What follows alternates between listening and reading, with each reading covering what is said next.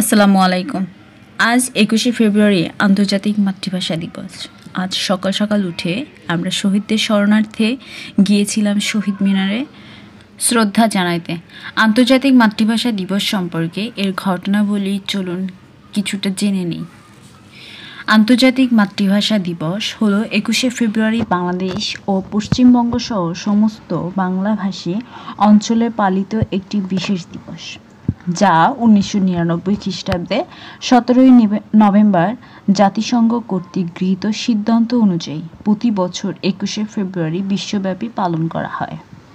তবে এটি 2002 সালে 56/262 নীতি গ্রহণের মাধ্যমে জাতিসংঘের সাধারণ পরিষদে আনুষ্ঠানিকভাবে গৃহীত হয়। এটি শহীদ দিবস হিসাবেও পরিচিত। এই দিনটি বাঙালি জনগণের ভাষা আন্দোলনের মর্মান্তিক ও গর্ব উজ্জ্বল স্মৃতি বিজয়ের একটি দিন হিসাবে চিহ্নিত করা হয়। 1952 সালে এই দিন 18 ফাল্গুন 1358 বৃহস্পতিবার মাতৃভাষা বাংলা তৎকালীন পূর্ব পাকিস্তানে রাষ্ট্রভাষা করার দাবিতে ঢাকা আন্দোলনরত বাঙালি ছাত্রদের উপর পুলিশের গুলিবর্ষণ অনেক তরুণ ছাত্র শহীদ হয়, যাদের মধ্যে রফিক, জব্বার, শফিউর, সালাম, বরকত উল্লেখযোগ্য, এবং এই কারণে এই দিনটি শহীদ দিবস হিসেবে চিহ্নিত করা হয়ে এসেছে।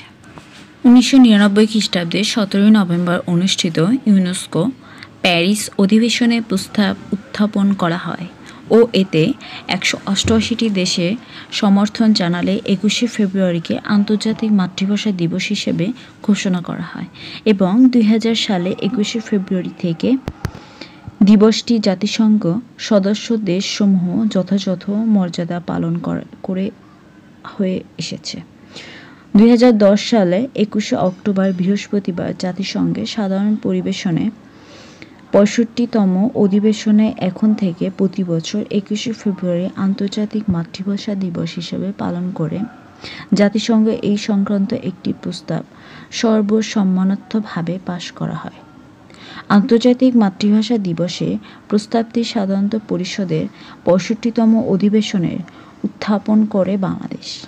মে মাসে 113টি সদস্য বিশিষ্ট জাতিসংঘের তথ্য বিষয়ক কমিটিতে প্রস্তাবটি সর্বসম্মতভাবে পাশ করা হয়। তো বন্ধুরা, আজকে এই পর্যন্তই। আসুন আমরা 21শে ফেব্রুয়ারি মাতৃভাষা দিবসে শহীদদের স্মরণ এবং শ্রদ্ধা জানাই।